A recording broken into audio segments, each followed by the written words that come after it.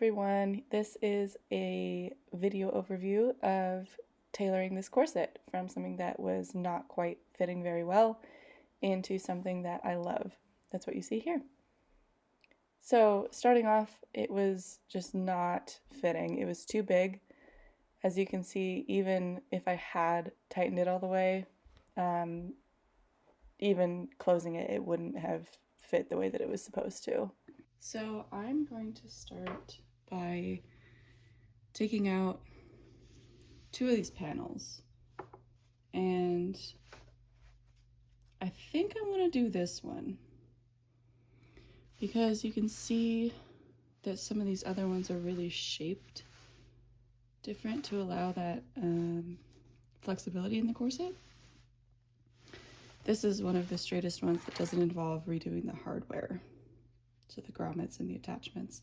So I think I'm going to take out these two.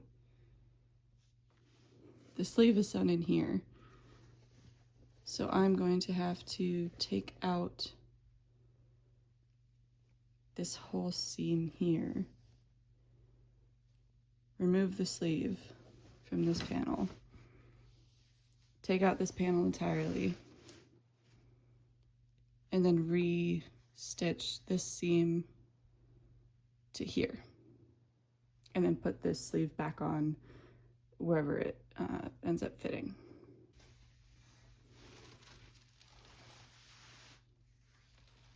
So I've already done some of this. So I removed the binding edge from here. I'm working on this edge down here.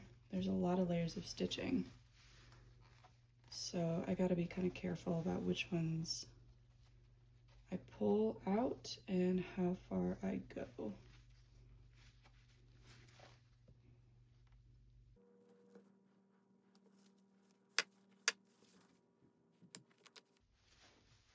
And this sort of thing, you want to be really careful that you're not accidentally seam ripping the actual fabric.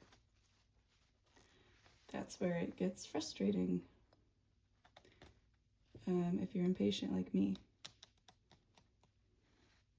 So there goes that seam, nice and easy. I'm going to take out this panel and this piece of boning here. So I'll show you what that looks like when it's done. So this is where I'm at. I got this separated. I took out the casing for this spiral steel boning.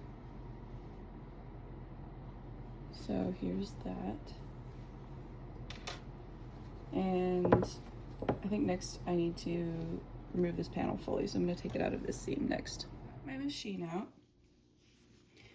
and I didn't cut off this panel yet because I don't like doing that until I know for sure that it's going to work, because you can always cut off things later. You can't always put them back on. I did split this binding so that I can work with that not in the way,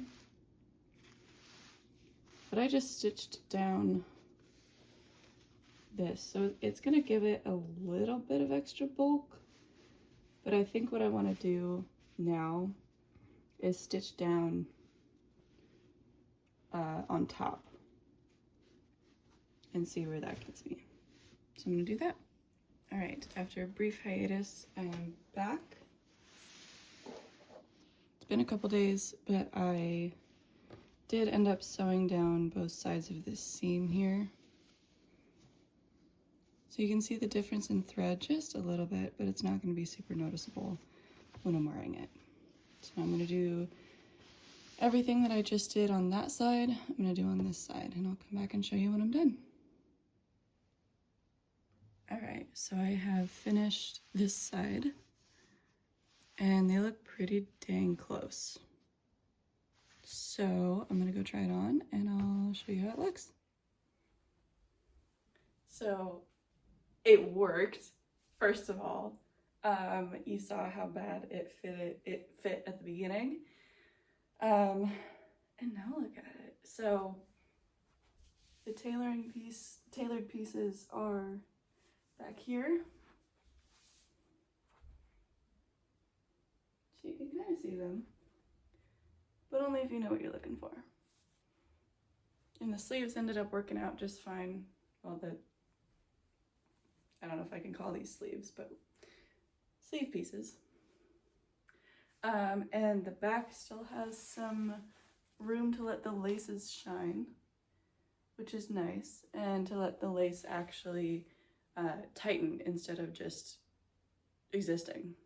The way it was before, I had it tightened all the way down and it was still loose all the way around. But yeah, and I put on this little skirt to show off how I might wear it to Ren Fair.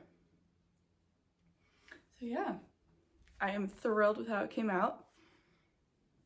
And I'll show you if I end up wearing it to a Ren Fair sometime in the future. So I'm back in my normal clothes now, unfortunately, because that corset makes me feel like Cinderella. But thank you for watching, and I hope that you can watch this either just for fun or to use some of these skills and apply them to your own projects. These skills are not just applicable on a corset. You can use the techniques that I showed you on pretty much anything that you're trying to alter that has that style of seams with it. So if you have questions, feel free to shoot me a message or leave a comment. Thank you for watching.